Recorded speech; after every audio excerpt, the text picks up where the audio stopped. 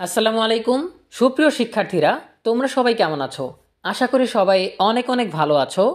পাঠ্য বই নিয়ে এনসিটিবির আশা জাগানিয়া সংবাদ, এ বিষয়ে বিস্তারিত জানবো আমাদের আজকের ভিডিওতে। শুরু করার আগে সবার কাছে ছোট্ট একটা রিকোয়েস্ট করছি, যারা এখনও আমাদের চ্যানেলটিকে সাবস্ক্রাইব করোনি তারা এখনই সাবস্ক্রাইব করে রাখো, তাহলে শিক্ষা সম্পর্কিত সকল তথ্য এবং পরামর্শ সবার আগে পেয়ে যাবে।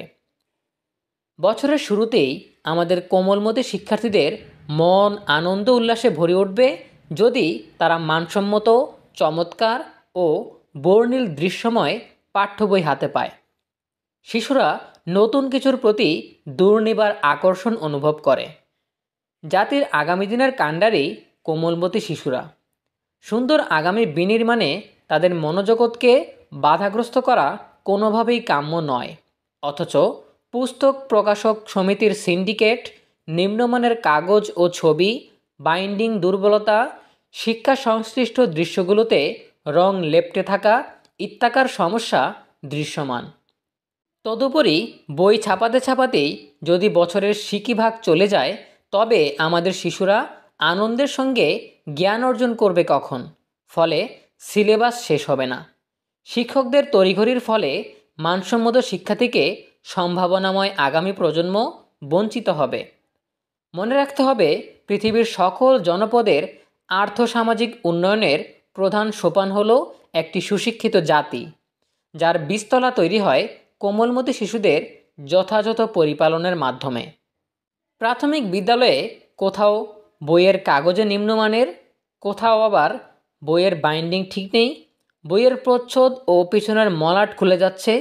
নিম্নমানের কালি ও কাগজে বই ছাপানোর কারণে এনসিটিবি 7 লক্ষ বই ও ফরমা বাতিল করেছে। এনসিটিবি নতুন শিক্ষাবর্ষের মানসম্মত বই দিতে কঠোর অবস্থান নিয়েছে।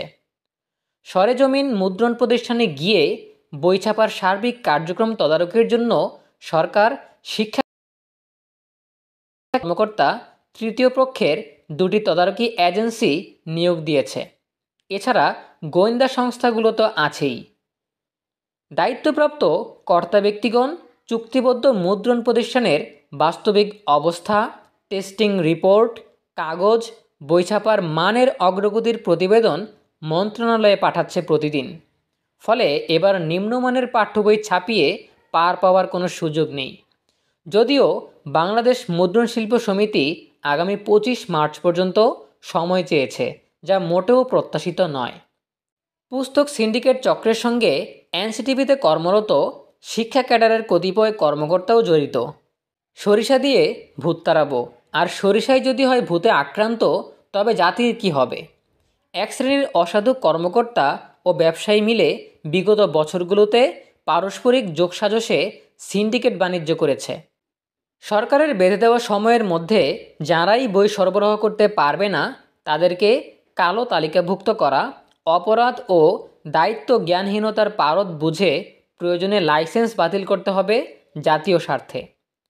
দেশের ভবিষ্যৎ প্রজন্মের ভাগ্য নিয়ে ছিনিমিনি খেলা কোনো অবস্থাতেই কাম্য নয়। তাই প্রতি বছরই মুদ্রণের দায়িত্ব পাওয়া প্রতিষ্ঠানগুলো নানা অজুহাতে সময়ক্ষেপণ করে শিক্ষার্থীদের স্বপ্ন ম্লান করে দেয়। এটি কোনো দেশপ্রেমিক আধুনিক সমাজের দায়িত্বশীল ব্যবসায়ীদের কাজ নয়। এসব অসাধু সুবিধাভোগী চক্রের বিরুদ্ধে এবার কঠোর হয়েছে এনসিটিবি, যা খুবই আশা জাগানিয়া সংবাদ। প্রিয় শিক্ষার্থীরা, এই ছিল আমাদের এখনকার আয়োজন। এ বিষয়ে তোমাদের ব্যক্তিগত মতামত জানাতে পারো কমেন্টে।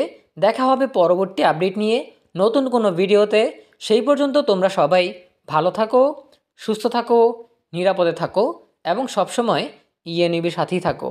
তোমাদের সকলের জন্য রইল অনেক অনেক শুভকামনা। ধন্যবাদ সবাইকে।